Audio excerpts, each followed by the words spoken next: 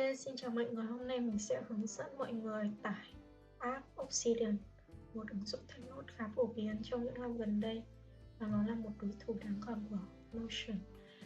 Giờ mình bắt đầu nha.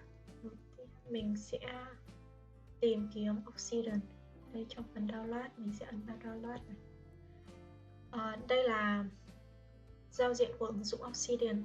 Thì mình dùng phiên bản Windows nên là nó sẽ gợi ý cho mình Windows. Ở đây mình sẽ download luôn.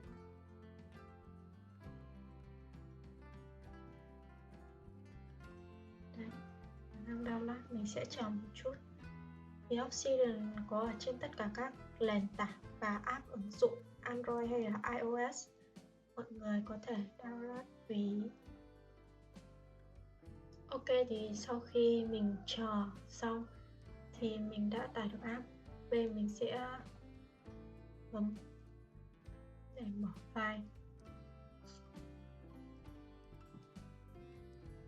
Ở đây thì mình chọn Only Me là chỉ mình thôi. Ok, mình cứ ấn Next Install để nó cài đặt nha.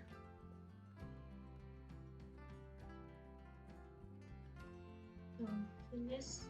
Giờ nó sẽ tự run. Ấn đây là nó sẽ tự run lên. Sau khi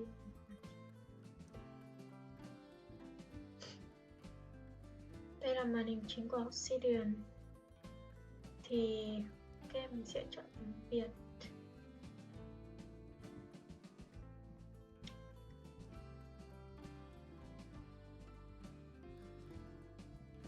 Đây là giao diện của Obsidian.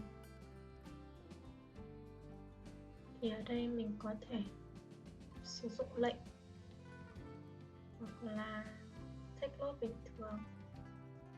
Ok. Ở trong video tiếp theo mình sẽ hướng dẫn mọi người cách đồng bộ hóa giữa Obsidian trên laptop đến với điện thoại.